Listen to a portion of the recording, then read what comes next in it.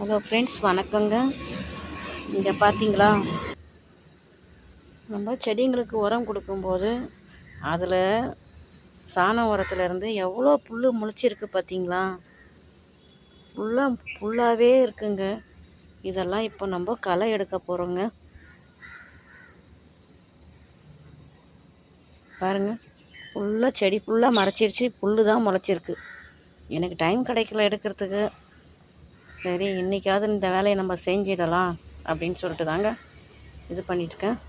இந்த தொட்டி மட்டும் இல்லைங்க, எல்லா தொட்டிலையும் இருக்குங்க. இங்கே பாருங்கள், எவ்வளோ தேவையற்று முளைச்சிருக்கு. இப்போ இதெல்லாம் நம்ம எடுக்கணும்.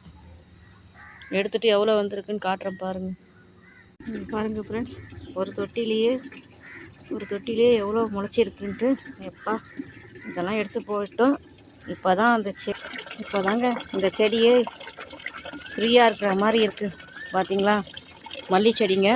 இந்த மல்லி தொட்டியில் தான் இவ்வளோண்டு இருந்தது. போன தடவை லாஸ்ட் டைம் நம்ம எரு கொடுக்கும்போது, உரம் கொடுக்கும்போது இப்படி இருந்தது. இப்போ அதை எடுத்துட்டேன். இப்போ திருப்பி மறுபடியும் ஒரு உரத்தை கொடுக்கணும். இந்த வீடியோ உங்களுக்கு பிடிச்சிருக்கும்னு நினைக்கிறேங்க. லைக் பண்ணுங்கள், ஷேர் பண்ணுங்கள், மறக்காமல் சப்ஸ்கிரைப் பண்ணுங்கள் ஃப்ரெண்ட்ஸ். பாய். அடுத்த வீடியோவில் பார்க்கலாம்.